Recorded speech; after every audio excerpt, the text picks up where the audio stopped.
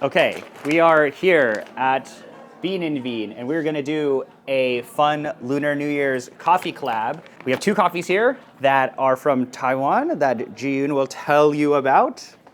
I have GESHA washed over here from Taiwan in Alishan, and this is a neighboring farm. Also in Alishan, Taiwan, it's a GESHA natural. So these are two of my favorite coffees that I cupped when I was in Taiwan a couple months back. I was there towards the tail end of their harvest processing season, and yeah, these taste amazing. It's so rare to come across coffees from Taiwan in the first place, and to be able to have coffees of the GESHA varietal in two different processing methods from neighboring coffee farms in Alishan is incredible. So I hope you can get to taste them. Yeah, well, we are going to taste them because they are on this cupping table somewhere here, which we will find out soon. So we're gonna taste them. I'll tell you guys about what we think, and then there is literally like 10 kilos of this coffee. 5 kilos each. So 10 kilos in total. That's it. It's a fun little thing we're gonna do. I snuck it inside my my carry-on bag. So yeah, smuggling some beans. Okay. But yeah, we can talk a little bit about what each of those coffees taste like. Taiwan GESHA, really, really rare, really expensive.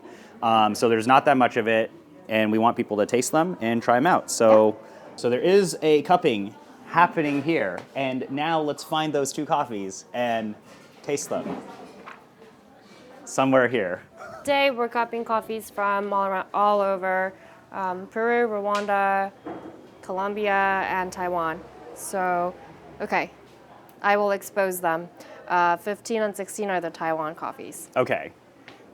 But we don't know which one is which yet in terms of natural and washed. Yeah. We'll go and taste them and tell you about what it tastes like.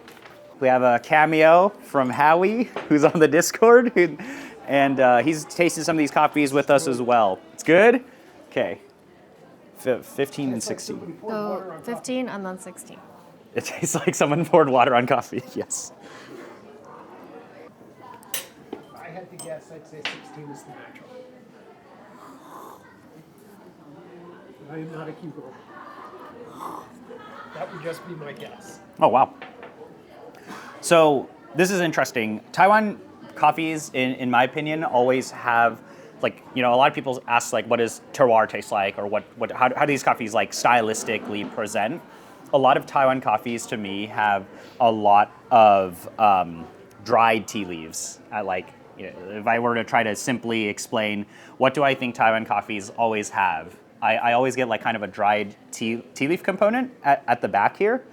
What's interesting about both of these coffees is there's this level of florality that's then there. Like you get this dried tea, like I'll talk a little bit more as I taste this, but you get a lot of that dried tea leaf effect into florality that is then sweet, and it's surprisingly clean. I've had the privilege of tasting a lot of Taiwan coffees, and sometimes like you'll, either from a roast level, you have to try to cover it up a little, or there's just like weirdness that's happening. I'm not really detecting any of that in here. It's there's both super clean, and 16 is the natural, 15 is the washed.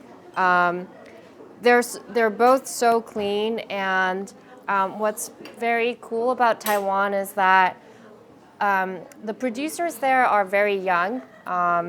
They come from tea-producing families. So third, fourth generation tea producers start to farm coffee. So they're using a lot of the knowledge they have on the terroir and applying that knowledge from tea, generations of tea growing, to growing and harvesting and processing coffee.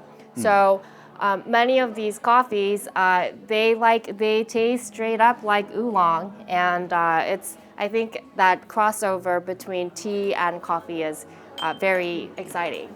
Okay, I wanted to talk a little bit about like what do these taste like. Yep. So obviously you can go and look at the flavor notes in the links there, but This is really, both of these coffees to me have this really interesting like yellow fruit tropical component to them. I would say the wash leans maybe closer to like plum and red fruit, but the acidity on this natural is really, really nice. It's like super, these are really interesting coffees. Very hard. Yeah. So I have some notes on the processing for these coffees. Yes. The natural, number 16, it's grown at 1,300 meters, and the tree is 9 years old. Okay. So this GESHA tree is So pretty young, yeah. pretty young, but not too young. And comparing that to the GESHA washed, GESHA washed is from Jinglong farm. They also have a pretty cafe on their farm. I mean, this natural it's really clean. Right? Is a lot of harmony, like their acidity is there, then it harmoniously, then you It's got taste, a linger that's just good. yeah, but it's a very tea-like linger. Yeah. It's like if I'm drinking tea, basically, but you get a lot of that acidity from like well-processed coffee. The washed, on the other hand, let's taste it again. The washed, to me, feels like a very like classic GESHA washed. Sort of what you might expect from a Panama GESHA. And you got jasmine, honeysuckle, bergamot. It has crystal crisp clarity. Yeah, there's a lot of definition in this coffee, but the thing is like, you are still able to taste that this is a GESHA that is grown in a different region. You're able to still get kind of that Taiwan terroir, which I think it's more like tea-like oolong type of effect in here, but it's not rough. It's really harmoniously tied together to everything else. In fact, in It's both elegant, of these, yes. very elegant. And the natural, in the fragrance, before pouring water, I got like champagne-y spritziness. So I was excited, oh, how is this gonna show up once it's brewed? And then I'm getting like, right now, I'm getting lots of rose, mango, like pureed mango, sugar cane. It has very sweet malic acidity. Yeah, beautiful coffees. Yeah, and if you look at the coffees themselves, so if you want to try to see the green coffee, see it's super high quality, like no defects. Very, very really, clean. really clean. Yeah, really Very pretty handsome color. beans. So yeah, this is a natural. You can tell from the greens, the color of the greens, right? And this farm, Jiyoon, this is the producer. He's called the Coffee Prince in the village. So he runs the farm with his wife, Rainey, and yeah, lovely couple. Both are run by a couple. There's literally like none of this coffee that exists. So I thought it would be fun for us to do a little quick collab here.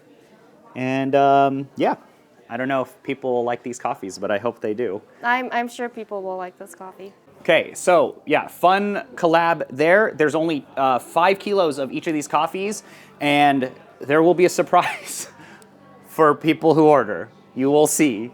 But it's just for fun, okay? Coffee is linked below. We come in town to do fun meme releases like this. Although these are serious coffees, okay? We are just trying to have fun because it's Lunar New Year's. Time to celebrate with some really tasty coffee. From a very exciting up-and-coming new producing country, underrepresented. I mean, there's very little access to Taiwan coffees here in the U.S. For 2 reasons. One, it's far, so it's expensive to ship. It's hard to find, and 2, it's just very limited in quantity. So even in Taiwan, they're sought after. So a lot of the Taiwan coffees get consumed internally, domestically by Taiwanese coffee drinkers, and so there's very little left to go around outside of the domestic market. Yeah, so you'll be able to get some of these coffees that Jiyoon brought back in her suitcase. not that much of it. Of course, you know, we'll be posting this on the Discord, so let us know what you think about these coffees, but we'll probably be back in town every month for some really interesting stuff. So this is kind of the first of this year of the collab coffees, and I'm happy to be featuring a Taiwan coffee that, you know, 2 Taiwan coffees that taste really, really, really nice. So yeah, see you guys later. Bye. Nice.